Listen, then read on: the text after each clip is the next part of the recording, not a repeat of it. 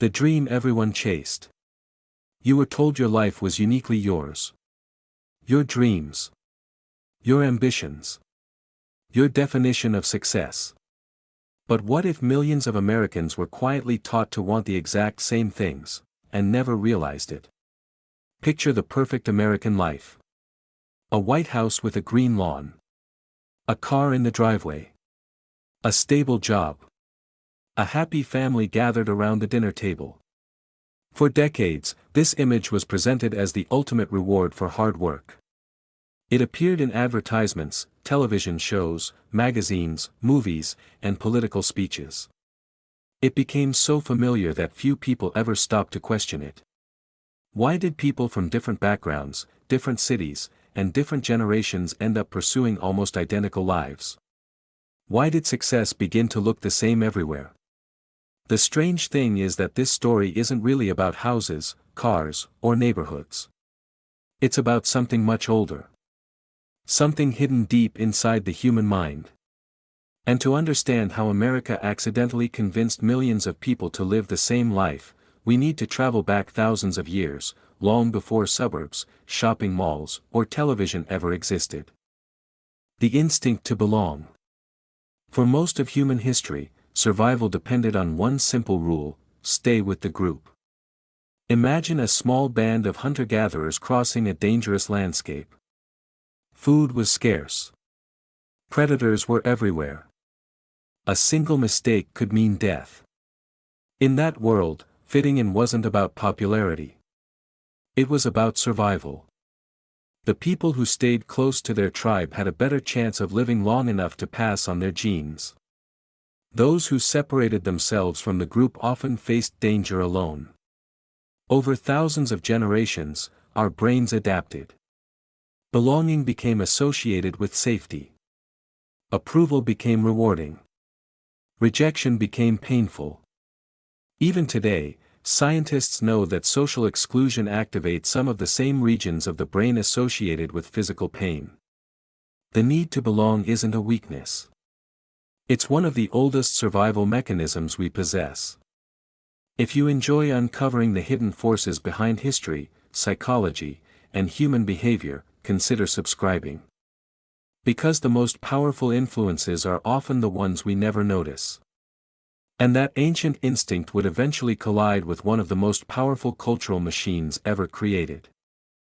Building the American Dream. After World War II, America entered an era of extraordinary growth. Factories expanded. Highways stretched across the nation.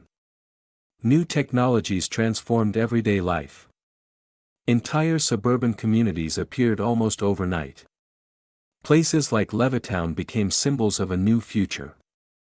Rows of nearly identical homes spread across the landscape like a blueprint for modern life. For millions of families, this was a dream come true. But then something unprecedented happened. For the first time in history, millions of people began receiving the same messages every single day.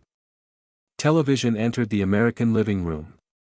Families gathered around glowing screens night after night. Advertisements didn't just sell products. They sold lifestyles. The ideal husband. The ideal wife.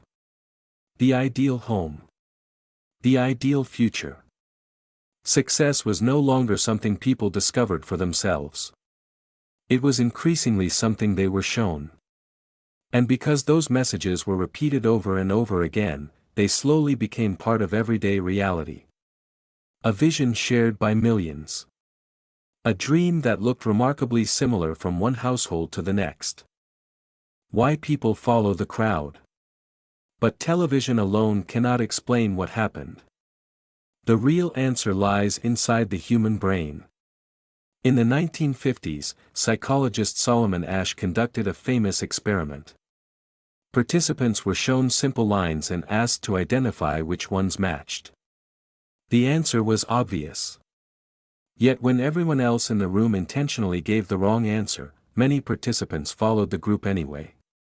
Not because they were stupid. Not because they couldn't see. But because standing alone felt uncomfortable. The experiment revealed something remarkable. People often choose social acceptance over objective reality.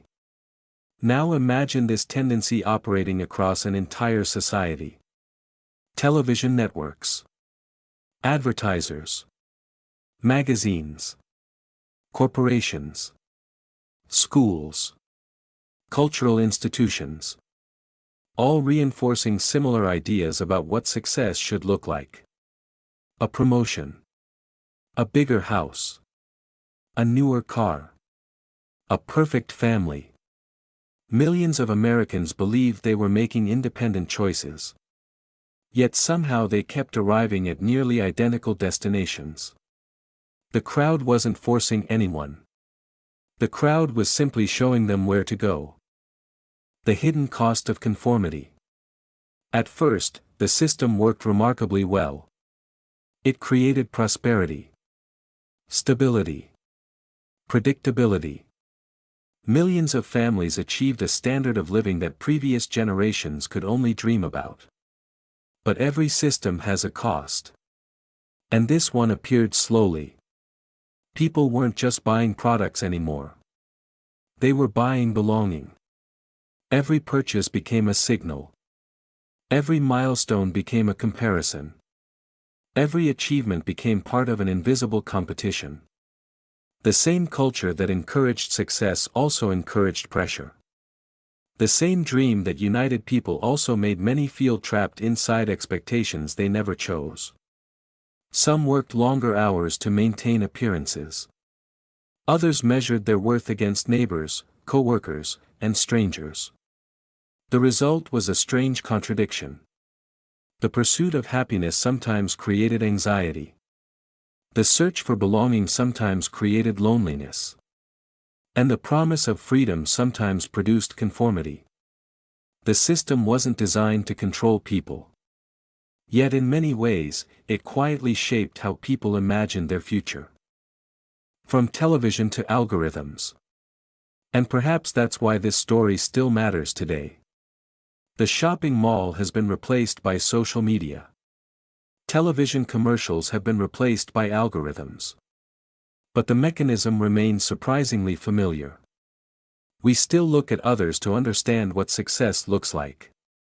We still compare ourselves to carefully curated images. We still search for approval, belonging, and validation.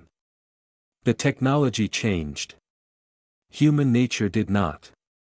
Today, millions of people scroll through feeds that constantly suggest what they should buy, where they should live, how they should look, and even what they should want. The most surprising part is that this isn't really a story about the 1980s. It's a story about us. Every human being wants to feel unique. Every human being wants to belong. And those two desires often pull in opposite directions. So the next time you pass through a neighborhood of nearly identical homes, or find yourself wanting something because everyone else seems to want it, stop for a moment and ask a simple question. Was this dream truly mine? Because sometimes the strongest chains are the ones we mistake for our own choices.